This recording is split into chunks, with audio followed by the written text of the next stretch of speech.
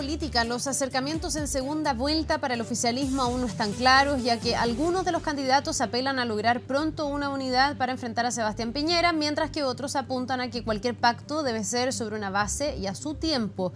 Vamos a hablar sobre este tema. Estamos junto a la diputada del Partido Radical Socialdemócrata, Marcela Hernando. Muchísimas gracias, diputada, por estar con nosotros y bienvenida. Muchas gracias a ti, Carla.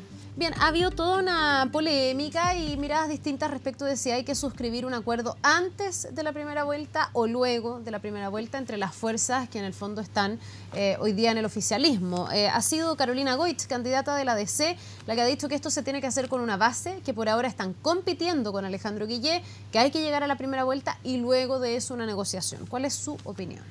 A ver, yo creo que los candidatos o la candidata Goich puede tener esa opinión en tanto candidata, pero quienes somos parte de la coalición y siempre fuimos parte de la coalición y tenemos un ideario similar, estamos convencidos de que desde ya tenemos que renovar nuestros votos. Es como en un matrimonio, tenemos que renovar nuestros votos a propósito del Chile que queremos. Y eso, independientemente de quién pase a segunda vuelta, para nosotros es una cosa que no tiene cuestionamiento. Ya, pero para que uno renueve los votos en un matrimonio tiene que saber que el compañero, en este caso la pareja, el marido, la mujer, sigue siendo el mismo de siempre. Y no sé si está tan claro eso, pensando en las discrepancias internas que ha tenido la democracia cristiana, pensando en que muchas veces han sido muy críticos de la gestión de este gobierno, ha habido pugnas ahí dentro de la nueva mayoría, por lo tanto uno se pregunta si están las condiciones hoy para renovar los votos y cuántas coincidencias programáticas podría tener eventualmente la candidatura de Carolina Goich con la candidatura de Alejandro Guillé, que sustente un pacto real y no un matrimonio a la fuerza, como ya ha pasado antes. Yo creo que el afecto entre las bases y son las bases las que se están manifestando en esta necesidad de renovar estos votos, como te dije. Yo siento que la democracia cristiana, ya lo hemos dicho en otras oportunidades, cometió un error al llevar un candidato propio, pero eso es un tema que la historia lo juzgará. Para nosotros ese accidente puede significar que pase uno u otro, pero el que sea, para nosotros es motivo de unidad. En tanto coincidimos en la mayoría de los temas programáticos y en nuestro ideario del Chile que queremos. Ya, ¿hay de verdad coincidencias de eso? En las bases sí, y eso es un tema que a nivel de la Cámara y entre los diputados es una cosa manifiesta.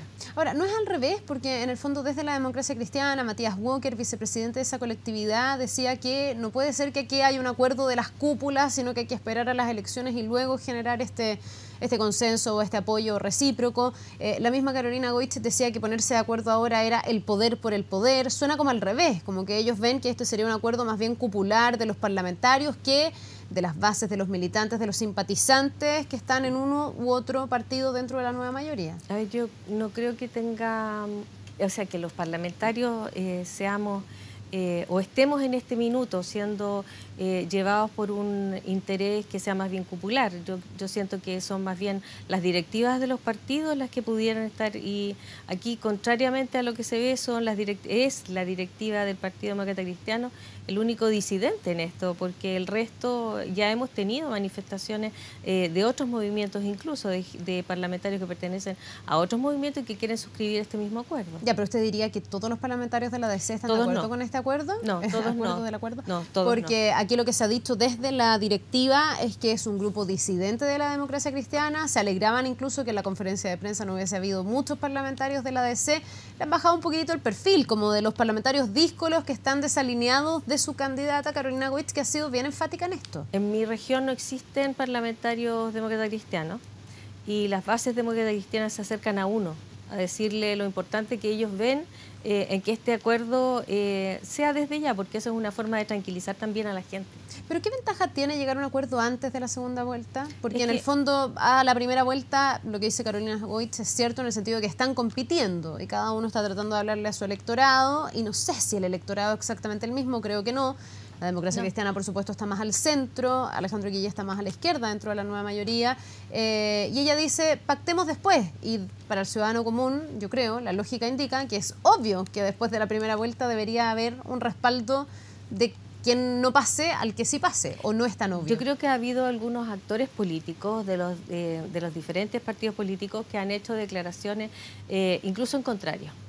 Y yo creo que esto también es una necesidad que siente la ciudadanía común y corriente, como tú dices, de sentir esa tranquilidad de que seguimos estando detrás de un ideario que es de centro izquierda, y que eso no va a cambiar y que la mayoría de nosotros, no estoy diciendo que todos, pero la mayoría de nosotros está por respaldar a quien sea que pase a la segunda vuelta. ¿Cuál es el temor? ¿Que la democracia cristiana no respalde eventualmente a Alejandro Guillé si pasa una segunda vuelta? ¿Que pudieran irse votos de ahí, por ejemplo, a la candidatura de Sebastián Piñera, como han dicho algunos incluso históricos de la ADC? Mariana Elwin en algún momento lo esbozó, como que podría haber votos que se fueran desde militantes o simpatizantes de C a la candidatura de Piñera.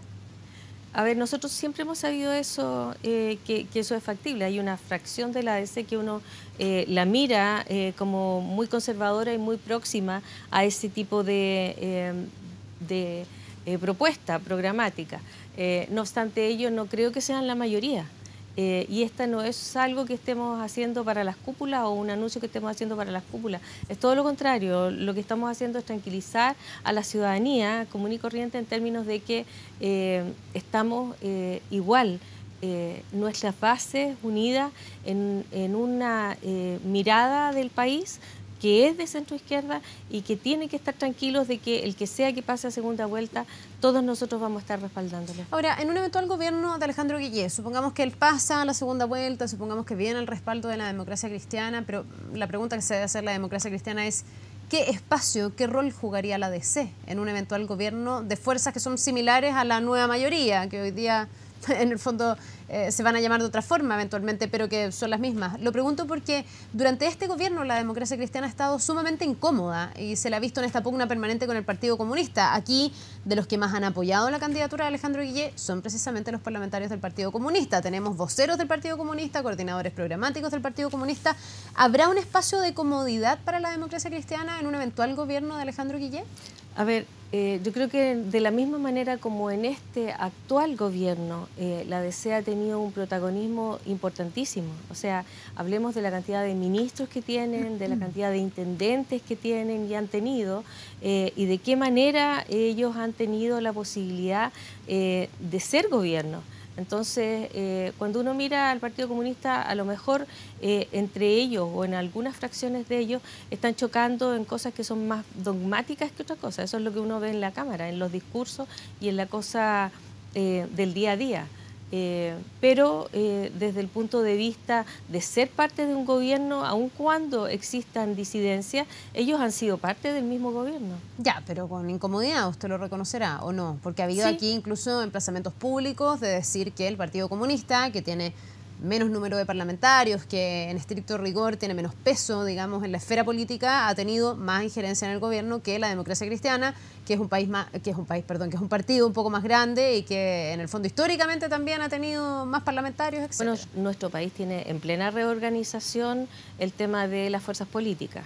Y después de esta elección vamos a saber, en estricto rigor, quienes podrían decir que tienen un mayor respaldo de la ciudadanía. Eso está por verse.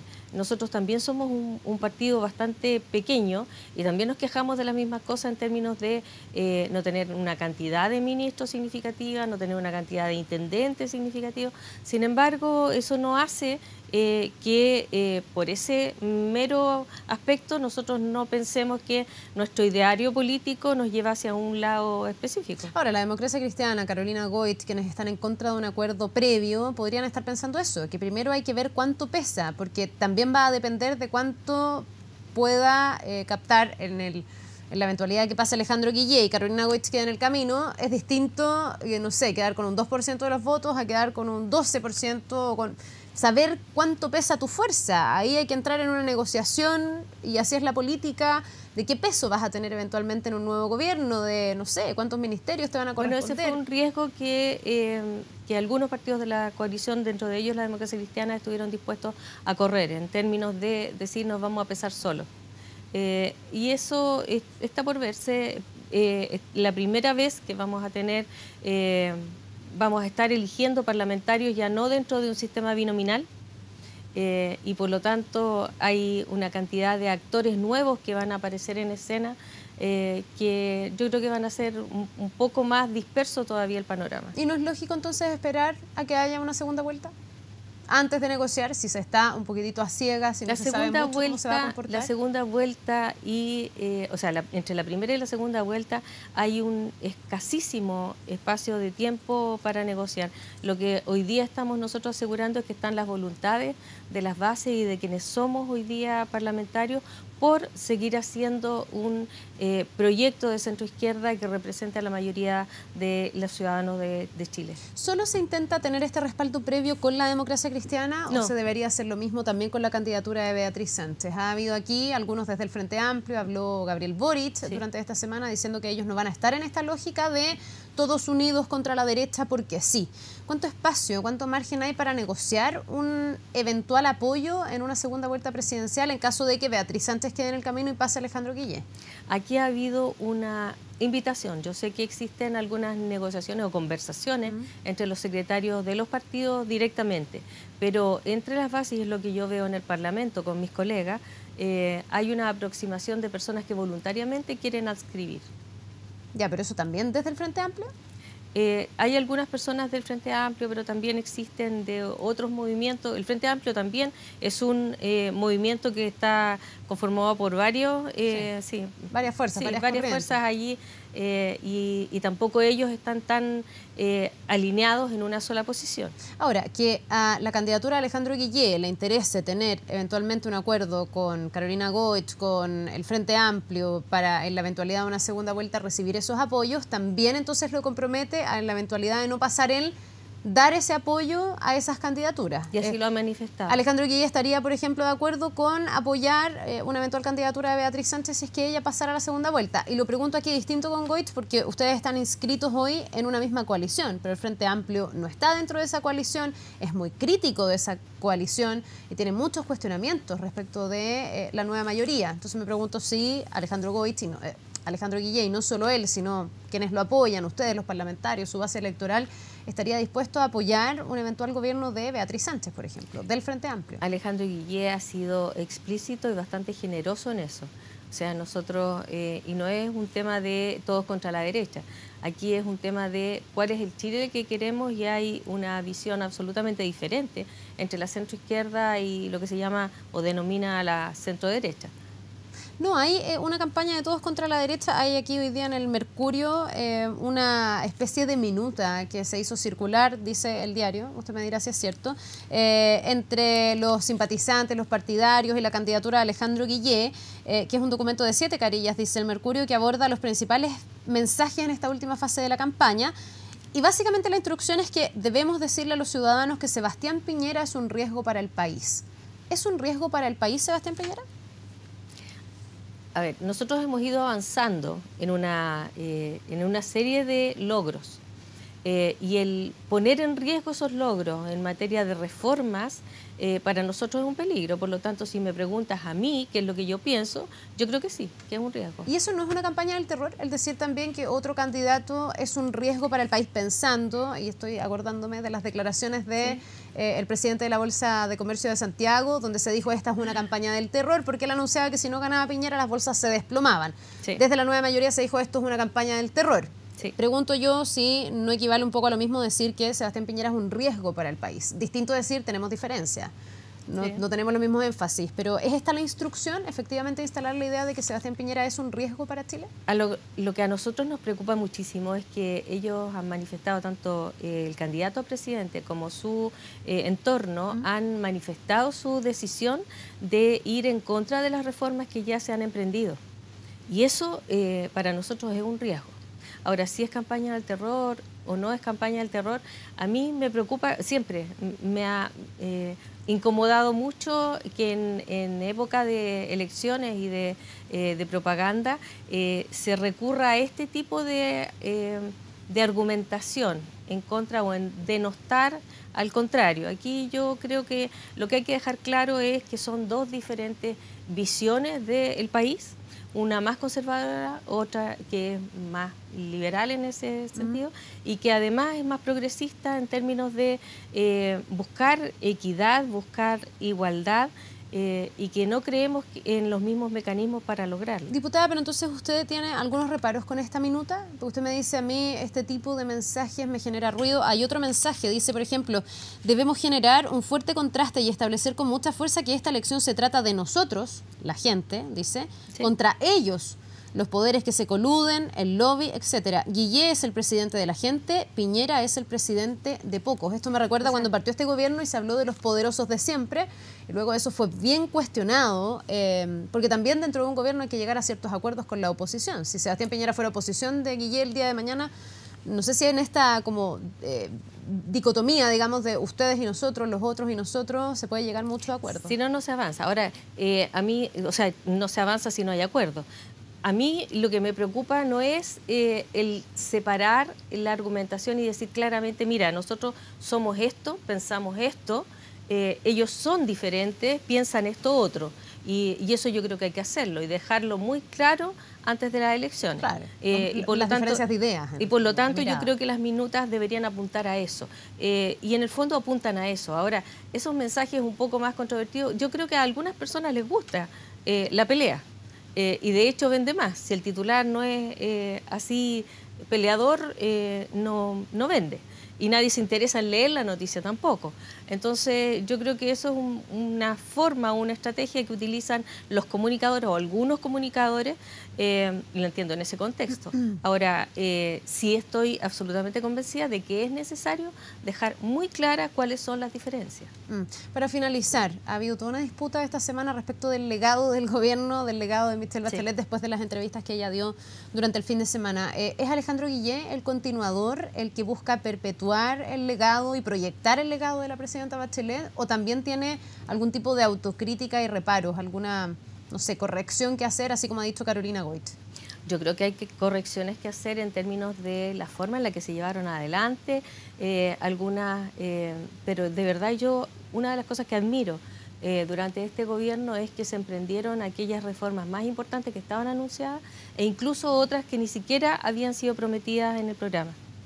Y eso implicó el tener unos tiempos legislativos que para mí es mi primera experiencia, pero de lo que escucho de los colegas ha significado estar en una permanente tensión en el Parlamento respecto del cómo ir lo suficientemente acelerados como para llevar a cabo estas reformas y que estas funcionen o sean lo mejor posible. Y ahí yo creo que ha habido mucho ripio. Ya, bueno, pero Alejandro Guillé va a continuar con el legado. ¿Es él, sí, el sucesor natural, digamos, del legado de Michelle Bachelet, cree usted? Yo creo que sí. Bien, pues muchísimas gracias, diputada. Que le vaya muy bien.